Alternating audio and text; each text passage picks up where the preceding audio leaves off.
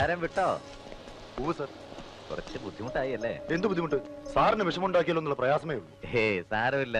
MLA-ക്ക് ഷൈൻ ചെയ്യാൻ കിട്ടിയ സന്ദർഭമല്ലേ, നടക്കട്ടെ. അങ്ങനെ നിസ്സാരമായി കാണരുത് സർ. പബ്ലിക്കിന്റെ മുമ്പിൽ നമ്മളെല്ലാം മോശക്കാരായി. പെണ്ണല്ലേ, പോട്ടെ. സാർ ഒരു വാക്ക് പറഞ്ഞാൽ മതി, വ്യഭിചാര കുറ്റത്തിന് വരെ അവരുടെ പേരിൽ ഞാൻ കേസുണ്ടാവും. അതിന്റെ ഒന്നും ആവശ്യമില്ലെന്നേ. പക്വതയില്ലാത്ത കുട്ടികള് അധികാരം കിട്ടിയ അഹങ്കാരം കൊണ്ട് പെട്ടെന്ന് മേലോട്ടൊന്ന് ചാടും. അത് താനെ അടയുമ്പോഴും.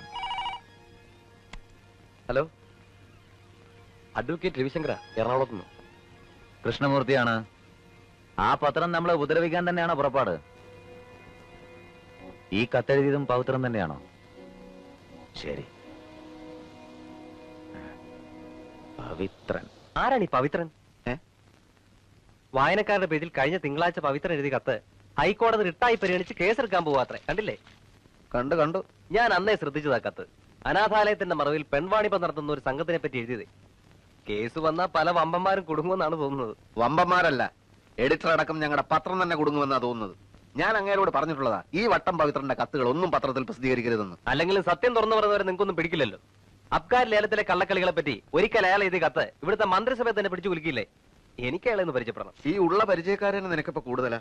മജീദെ, സ്നേഹം കൊണ്ട് പറയാണ്, നീ ഇനി അധികം പുറത്തിറങ്ങണ്ട. ഓഫീസിലെ ടെലിഫോൺ ബെല്ലടിക്കാൻ തുടങ്ങുമ്പോ എനിക്കിപ്പോ ഞെട്ടല. അടിപിടിയാണോ, കത്തിക്കുത്താണോ, ലോക്കപ്പാടോ എന്ന് അറിയില്ലല്ലോ. ദയവ് ചെയ്ത് ഇനി എന്നെ അധികം ഞെട്ടിക്കല്ലേ സ്നേഹിത. അതിപ്പോ MLA സമ്മതിക്കൊന്നും ആലോചിച്ച് താൻ പേടിക്കേണ്ട കാര്യമൊന്നുമില്ല. ഞാൻ സമ്മതിച്ചു പറഞ്ഞാൽ MLA സമ്മതിച്ചു എന്നർത്ഥം. സാർ നമസ്കാരം. നമസ്കാരം. എന്റെ കാര്യം വല്ലതും ആയോ? ഏത് കാര്യം? വൈഫിന്റെ. വൈഫിന്റെ. അതെ, ഞാൻ ഇന്ന് തന്നെ മന്ത്രിയെ കണ്ട് ശരിയാക്കുന്നുണ്ട്. ഒരു മിനിറ്റ്.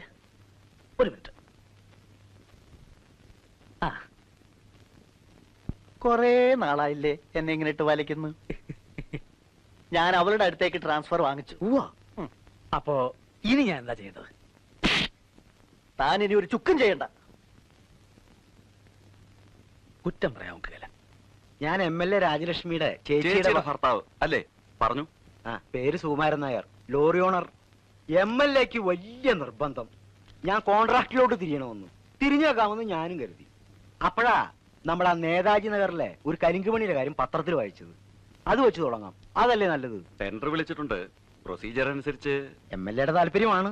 അതെ, എന്നാലും നിയമങ്ങളൊക്കെ അറിയാം. പിന്നെ ഇതൊക്കെ അങ്ങോട്ടും ഇങ്ങോട്ടുള്ള ഒരു സഹായല്ലേ സാറേ? ഇപ്പോ സാറിന് എന്നെ വല്ല സ്ഥലം മാറ്റോ മറ്റു വല്ല ആവശ്യങ്ങളുണ്ടെങ്കിൽ MLA കൂടെ നിൽക്കും. അല്ല, അങ്ങനെയാണല്ലോ അതിന്റെ ഒരു സംഗതി. ഇതിന്റെ പണി കഴിഞ്ഞ് ആ ലോറിയുടെ കാര്യത്തിന് പണയം വെച്ച എന്റെ വളയും എടുത്തു തരണം. ഇവിടെ വലിയ വലിയ കാര്യങ്ങൾ ആലോചിക്കുന്നതിന്റെ ഇടയില നിന്റെ ഒരു തള. അതൊക്കെ ഞാൻ എടുത്തു തരാം. അതിനു മുമ്പ് ആ വീടിന്റെ പടിഞ്ഞാറേ മുറിയുടെ പണി അങ്ങ് തീർക്ക്. അതൊക്കെ ഞാൻ ഈ പണിയുടെ ഇടയ്ക്ക് തീർക്കും. ഏതായാലും ആ ചൊക്കട ലോറി വെച്ചോണ്ടിരുന്നിട്ട് ഒരു കാര്യമില്ല. ആർക്കെങ്കിലും കൊടുക്കാം. ഓടിക്കിട്ടുന്ന കാശ് മുഴുവനും ആ ഡ്രൈവർക്കും വർക്ക്ഷോപ്പിനും കൊടുക്കാനേ ഉള്ളൂ. വരട്ടെ, ആലോചിക്കാം. ആ കോൺട്രാക്ട് കിട്ടിയതിന്റെ പേരിലാണെങ്കിൽ ലോറി വിൽക്കണ്ടെന്നാ എനിക്ക് തോന്നുന്നത്. എഞ്ചിനീയർ എന്നെ വിളിച്ചിരുന്നു. കോൺട്രാക്ട് ക്യാൻസൽ ചെയ്തോളാൻ ഞാൻ അയാളോട് പറഞ്ഞിട്ടുണ്ട്. എന്താ ഈ കാണിച്ചത്? ഞാൻ എത്ര നടത്തുന്ന എത്ര കഷ്ടപ്പെട്ടിട്ടത് സാധിച്ചത്. കഷ്ടപ്പെട്ടത് എങ്ങനെയാണെന്ന് എനിക്ക് മനസ്സിലായി. സുഖേട്ടൻ എന്തിനാ എന്റെ പേരും പറഞ്ഞ് ഈ മുതലെടുപ്പ് നടത്തിയത്? ആ എഞ്ചിനീയർ വിളിച്ച് ചോദിച്ചപ്പോ ഞാൻ ആകെ വിഷമിച്ചു പോയി. എന്റെ ബന്ധുവാണെന്ന് പറഞ്ഞ് ഇവിടെ ആരും ഒന്നും നേടണ്ട. എന്താ ഞങ്ങൾ ബന്ധുക്കളാണെന്ന് പറഞ്ഞ് നിനക്ക് കുറച്ചിലായോ? ചേച്ചി, കോൺട്രാക്ട് പണിയിൽ സുഖേട്ടൻ എന്തെങ്കിലും പരിചയമുണ്ടോ? അയ്യോ, ഇതിൽ പരിചയത്തിന്റെ പ്രശ്നമൊന്നുമില്ല. ചെയ്ത് ഞങ്ങൾ പരിചയം ആവണതാ. പക്ഷെ സുഖേട്ടൻ പരിചയമുള്ള ജോലി ചെയ്ത് ജീവിച്ചാ മതി. നീ വന്നേ ഇങ്ങോട്ട് വരാൻ പറയട്ടെ. അവൻ വല്ലാതെ ആശിച്ചു കിട്ടിയ കാര്യമല്ലേ, മോളായിട്ട് മുടക്കണ്ട. അമ്മയ്ക്ക് പറഞ്ഞാൽ മനസ്സിലാവില്ല. എന്റെ പേരും പറഞ്ഞ് എത്ര പേരുടെ കയ്യിൽ നിന്ന് കാശ് വാങ്ങിച്ചെന്നറിയോ? ജോലി കിട്ടാൻ, സ്ഥലം മാറ്റം കിട്ടാൻ, കേസ് ഒത്തു തീർക്കാൻ. വേണ്ട, ഞാനും സമ്മതിക്കില്ല. അതൊക്കെ പോട്ടെ, ഇനി അവൻ അങ്ങനെ ഒന്നും ചെയ്യത്തില്ല. വേണ്ടമ്മേ, അവള് ഞങ്ങളെയൊക്കെ ഇപ്പൊ മറന്നു. രാജി, നിനക്ക് ഓർമ്മയുണ്ടോ? സ്കൂളിൽ പോകുമ്പോ നിന്നെ കണ്ണെഴുതിക്കലും പൊട്ടുതൊടിക്കലും ഒക്കെ ചെയ്തിരുന്നത് ഞാനാ. അങ്ങനെ കൊഞ്ചിച്ചു കൊണ്ടുവരുന്നതിന് എനിക്കിത് കിട്ടണം. അമ്മേ, ഞങ്ങൾ പോവാ. കുട്ടികൾ സ്കൂളിൽ നിന്ന് വരാറായി. കോൺട്രാക്ട് പണി ഇല്ലെങ്കിലും ഞങ്ങൾക്ക് ജീവിക്കാനുള്ള വക ഈശ്വരൻ തരും. ചേച്ചി, ഞാൻ പറയുന്നത് എന്തുകൊണ്ടാണെന്ന് ചേച്ചി മനസ്സിലാക്കുന്നില്ല. ചേച്ചിക്ക് ഇത്തിരി വിവരം കുറവാ. 10ാം ക്ലാസ് കിടക്കാത്തവളല്ലേ. അമ്മേ, പണ്ടത്തെ പോലെ ഞാൻ എപ്പോഴും ഇങ്ങോട്ട് ഓടി വരുമൊന്നുമില്ല. അമ്മയ്ക്ക് എന്നെ കാണണമെങ്കിൽ രാധികയുടെ അടുത്ത് പറഞ്ഞു വിട്ടാ മതി. ചേച്ചി,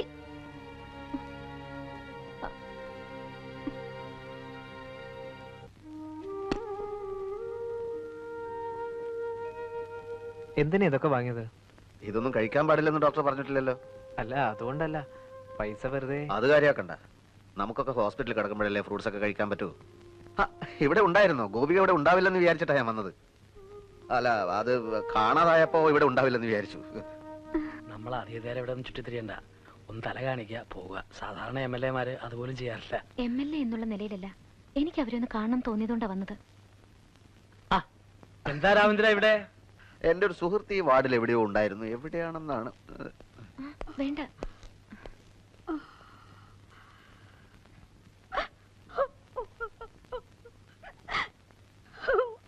എന്നത്തേക്ക് പോകാറാവും? ഒന്നും പറഞ്ഞിട്ടില്ല. ഭർത്താവ് വന്നിരുന്നോ? ഇല്ല. അയാളൊരു ആന ബോറനാണ്. ഒരിക്കൽ ഞാൻ ഒരു കോംപ്രമൈസിന് ശ്രമിച്ചതാ. അന്ന് അയാൾ പറഞ്ഞ വാചകം എന്താണെന്നറിയോ? പുറത്തു പറയാൻ കൊള്ളില്ല.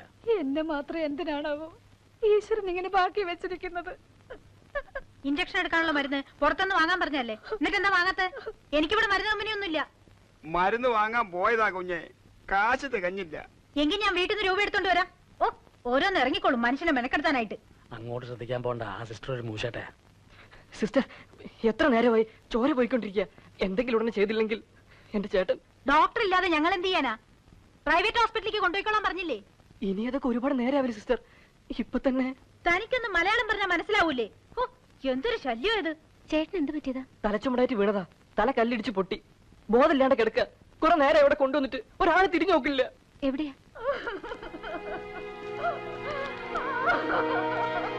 ഇപ്പൊ തന്നെ രക്തം ഒരുപാട് പോയി. ഇപ്പൊ നിന്നോ?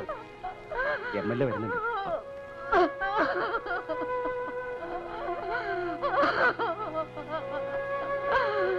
എന്റെ മോനെ ഒന്ന് രക്ഷിക്കണേ. കൊണ്ടുവന്നിട്ട് മണിക്കൂർ ഒന്ന് കഴിഞ്ഞു. ഡോക്ടറെ വീട്ടിൽ ചെന്ന് കണ്ട് കവർ കൊടുക്കാതെ അയാൾ തിരിഞ്ഞു നോക്കൂലേ? ഇവിടെ വേറെ ഡോക്ടർമാരില്ലേ? അവരോട് പറഞ്ഞു. കേശവാച്ചിന്റെ ഡോക്ടറോട് പറയാനാ പറഞ്ഞു. അങ്ങനെ കൊടുന്ന് ഫോൺ ചെയ്തു. പക്ഷെ ഫോൺ എടുക്കുന്നില്ല. ആരാ ഇവിടുത്തെ duty doctor? Doctor Mahadevan. Doctor Mahadevan. ഒരു കാര്യം. അതെ, ഇതൊക്കെ പുലിവാല് പിടിച്ച കേസുകളാ. നമ്മൾ ഇടപെടാൻ പോകണ്ട. എന്ന് പറഞ്ഞാൽ ഇപ്പൊ തന്നെ ഹെൽത്ത് മിനിസ്റ്റർക്ക് ഡീറ്റെയിൽ ആയിട്ട് കംപ്ലൈന്റ് എഴുതി കൊടുക്കാം. ഇപ്പൊ അതിനുള്ള സമയമല്ല. ഇയാളുടെ ജീവൻ എന്തെങ്കിലും പറ്റിയ ആര് സമാധാനം പറയും? അത് നമ്മൾ എവിടെ ഡോക്ടറുടെ വീട്? നശിപ്പിച്ചു. ഇവിടെ വന്നാൽ ഇവിടെ വന്നാൽ ഇവിടെ മനസ്സിലായില്ലേ? MLA രാജലക്ഷ്മി. ഓ, ഇരിക്കാം ഇരിക്കാം. ഇരിക്കാനല്ല വന്നത്. ഡോക്ടർ ഇപ്പൊ എന്റെ കൂടെ വരണം. എങ്ങോട്ട്? കാഷ്വാലിറ്റി ഒരാളെ കൊണ്ടുവന്നിട്ടുണ്ട്. കുറച്ചൊരു പ്രശ്നമാണ്. അതെ, അത് ഞാൻ അറിഞ്ഞു. ഇപ്പൊ നമുക്ക് ഇറങ്ങാം. ഇത് ലാസ്റ്റ് ഓവറാണേ. ഇരിക്കും. കുടിക്കാൻ എന്തെങ്കിലും? ഒരു പേഷ്യന്റ് മരിക്കാൻ കിടക്കുമ്പോ നിങ്ങൾക്ക് എങ്ങനെ ഇത് കണ്ടോണ്ടിരിക്കാൻ തോന്നുന്നത്? അല്ല, അതെ, അവിടെ കുറച്ച് ആൾക്കാരൊക്കെ കൂടിയിട്ടുണ്ട്. ലേബർ പാർട്ടീസാ. അതാ. അതിന് പറഞ്ഞു നിൽക്കാൻ സമയമല്ല. ഡോക്ടർ ഉടനെ ഇറങ്ങണം. ആ അമ്മയുടെ കരച്ചിൽ കണ്ടു നിൽക്കാൻ വയ്യ. ഞങ്ങൾ ഇതൊക്കെ ദിവസം എത്ര കാണുന്നതാ. ആദ്യം ആയതുകൊണ്ടാ മാഡത്തിന് ഇതൊക്കെ ഇത്ര ഫീൽ ചെയ്യുന്നത്. നിങ്ങൾക്ക് ഇതൊന്ന് നിർത്താമോ? സർക്കാർ നിങ്ങൾക്ക് ശമ്പളം തരുന്നത് ഡ്യൂട്ടി സമയത്ത് പേഷ്യന്റിനെ അറ്റൻഡ് ചെയ്യാനോ അതോ വീട്ടിലിരുന്ന് TV കാണാനോ? അധികാരം കൊണ്ട് എന്നെ വരട്ടാൻ നോക്കണ്ട. ഡ്യൂട്ടിയെ പറ്റി എന്നെ പഠിപ്പിക്കുകയും വേണ്ട. തർക്കിക്കുകയല്ല.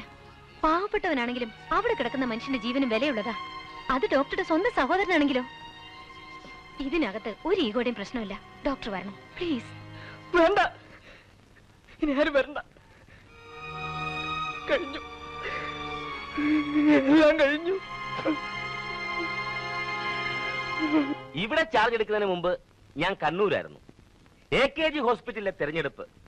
ഭരണകക്ഷിപ്പെട്ട 3 ഗ്രൂപ്പുകൾ തമ്മിലുള്ള പൊരിഞ്ഞ അടി. പാപ്പിന് ശരിയിലെ പാമ്പ്. ഇരിപ്പിടം വരെ ചുട്ടുകൊള്ളാൻ തുടങ്ങിയപ്പോഴാ കണ്ടവന്റെ കയ്യും കാലും പിടിച്ച് ഇങ്ങോട്ട് പോന്നത്. ഇവിടെയെങ്കിലും കുറച്ച് സ്വൈര്യം തന്നുകൂടെ? സാർ, 2 ചായ കൊണ്ടുവരും. സാർ, നേരിൽ കണ്ട കാര്യമാണ് ഞാൻ പറയുന്നത്. മനസ്സിലായി. ചായ പറഞ്ഞിട്ടുണ്ട്. അത് കുടിക്കുക, നമുക്ക് സന്തോഷമായിട്ട് പിരിയാം. അപകടം പറ്റിയ അത്യാസന്ന നിലയിൽ കാഷ്വാലിറ്റിയിൽ വന്ന ഒരാളെ അറ്റൻഡ് ചെയ്യേണ്ട ഡോക്ടർ അയാളുടെ വീട്ടിലിരുന്ന് ക്രിക്കറ്റ് കളി കാണുമായിരുന്നു. 10 മിനിറ്റ് മുമ്പ് വന്നിരുന്നെങ്കിൽ അയാൾക്കൊരു ജീവൻ രക്ഷപ്പെടുത്താമായിരുന്നു. കൊലക്കുറ്റം ചുമത്തി അയാളെ അറസ്റ്റ് ചെയ്യേണ്ടത് സാറിന്റെ ഉത്തരവാദിത്തമാണ്. ദിവസം തോറും ഓരോ ആശുപത്രിയിലും ഒരുപാട് രോഗികൾ മരിക്കുന്നുണ്ട്.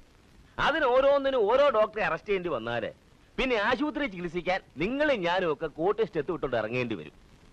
പെങ്ങളെ, കേരളത്തിൽ മൊത്തം 140 MLA-മാരുണ്ട്. ഈ 140 പേരും കൂടി ചെയ്യേണ്ട കാര്യങ്ങൾ നിങ്ങൾ ഒറ്റയ്ക്ക് ചെയ്യണമെന്ന് വാശി പിടിച്ചാൽ പാവം ബാക്കിയുള്ള 139 പേരെന്ത് ചെയ്യും? അപ്പൊ നേരായ മാർഗത്തിൽ കൂടി ആക്ഷൻ എടുക്കാൻ താങ്കൾ തയ്യാറല്ല? പേടിപ്പിക്കുക. പോലീസിന് സംശയം ഉണ്ടെങ്കിൽ പോലീസ് അന്വേഷിക്കും, കേസ് തെളിയിക്കും, കുറ്റക്കാരെ ശിക്ഷിക്കുകയും ചെയ്യും. പോലീസിന് സംശയം ഇല്ലെങ്കിലോ? കുറ്റം ചെയ്തവർ രക്ഷപ്പെടും അല്ലേ?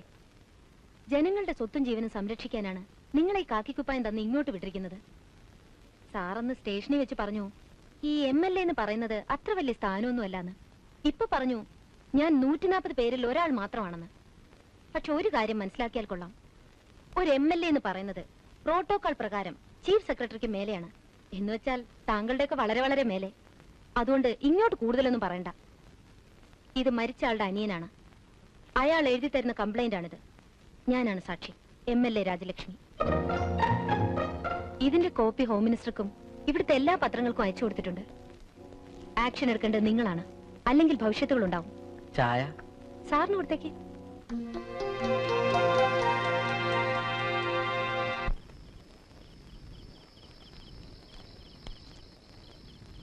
ആ പൊതുവാളോ? രാജലക്ഷ്മിയുടെ രാജലക്ഷ്മി ആ അതാ.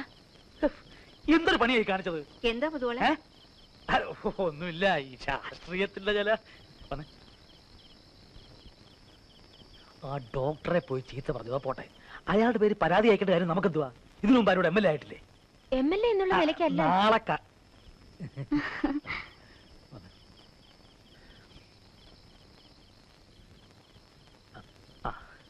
നാളെ കാലത്ത് ഞാൻ ആ ജോണിയെ കൂട്ടിക്ക് വരാം. രാജി പറഞ്ഞ അവൻ കേൾക്കും. നമുക്ക് ആ പരാതിയൊക്കെ പിൻവലിപ്പിക്കാം. എന്തിനാ പരാതി പിൻവലിക്കുന്നത്? അന്വേഷിക്കാൻ വേണ്ടിയല്ലേ കൊടുത്തത്? അന്വേഷിക്കട്ടെ. ഇനി ഇവിടെ ആർക്കും ഈ ഗതി വരാൻ പാടില്ല. നമ്മൾ ഒരാൾ വിചാരിച്ചാൽ മാത്രമേ ഈ നാട് നന്നാവില്ല, നന്നാക്കാൻ പറ്റില്ല. അങ്ങനെ എല്ലാവരും വിചാരിക്കുന്നതാ കുഴപ്പം. അതെ, പക്ഷേ ആ ഡോക്ടർ കൃഷ്ണമൂർത്തിയുടെ ബന്ധുവാ, സ്വന്തം അനന്തരവൻ. അയാൾക്കെതിരെ ഒരു നീക്കം ഉണ്ടാവുമ്പോ ആ കൃഷ്ണമൂർത്തി കൈയും കെട്ടി നോക്കിയിരിക്കുവോ? ഒരു കാര്യം ചെയ്യാം. ഈ നിയോജക മണ്ഡലത്തിൽ കൃഷ്ണമൂർത്തിയുടെ ആളല്ലാത്തവർ ആരൊക്കെയാണെന്ന് ഒരു ലിസ്റ്റ് എഴുതാ. എന്തെങ്കിലും പ്രശ്നം ഉണ്ടാവുമ്പോ ഇടപെടണോ വേണ്ടെന്ന് ഞാൻ ആ ലിസ്റ്റ് നോക്കി തീരുമാനിച്ചോളാം. മാധവ മാഷ് എന്റെ ഗുരുവാണ്. വിശന്നപ്പോ എനിക്ക് ആഹാരം തന്നിട്ടുള്ള ആളാണ്. മാഷ് പറഞ്ഞ പോലെ നടക്കാൻ എനിക്കും സാധിച്ചിട്ടില്ല. പക്ഷേ മാഷുടെ മകള് എനിക്കെന്റെ കൂടപ്പുറപ്പിനെ പോലെയാ. എതിർക്കാനുള്ളത് വലിയൊരു ശക്തിയോടാ. നമ്മൾ ഒറ്റയ്ക്കാ. രാജിക്ക് എന്തെങ്കിലും സംഭവിച്ചാലത് പേടിച്ചിട്ടാ. നാളെ നമുക്ക് ആ SP ഒന്ന് കാണാം.